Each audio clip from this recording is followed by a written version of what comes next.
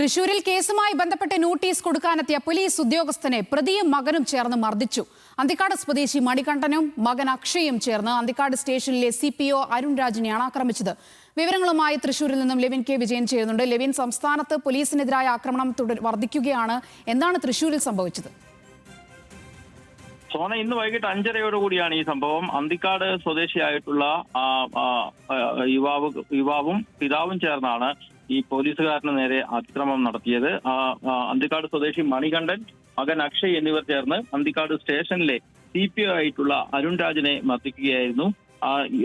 ഫോണിൽ കൂടെ അസഭ്യം പറഞ്ഞു എന്നുള്ള പരാതിയിൽ ഈ മണികണ്ഠനെതിരെ പോലീസ് കേസെടുത്തിരുന്നു. ഇത് സംബന്ധിച്ച നോട്ടീസ് നൽകുന്നതിനാണ് അരുൺ രാജ് ഇന്ന് വൈകുന്നേരത്തോടുകൂടി ഈ പ്രതികളുടെ വീട്ടിലേക്ക് എത്തിയത്. ഈ സമയത്ത് SI അടക്കമുള്ള മറ്റു പോലീസ് ഉദ്യോഗസ്ഥരും റോഡിൽ പോലീസ് ജീപ്പിലാണ് എത്തിയത്. ഇവർ പോലീസ് ജീപ്പ് റോഡിൽ പാർക്ക് ചെയ്ത് നോട്ടീസ് അയക്കാൻ അരുൺ രാജിനെ പറഞ്ഞു വിടുകയായിരുന്നു. ഈ സമയത്ത് അരുൺ രാജ് ഈ പ്രതികളുടെ വീട്ടിലേക്ക് എത്തിയപ്പോൾ കള്ളക്കേസാണ് തങ്ങൾക്കെതിരെ ചുമത്തിയതെന്ന് ആരോപിച്ചുകൊണ്ട് ഈ മണികണ്ഠനും മകൻ അക്ഷയും ചേർന്ന് അരുൺ രാജിനെ കായികമായി അതിക്രമിക്കുകയായിരുന്നു.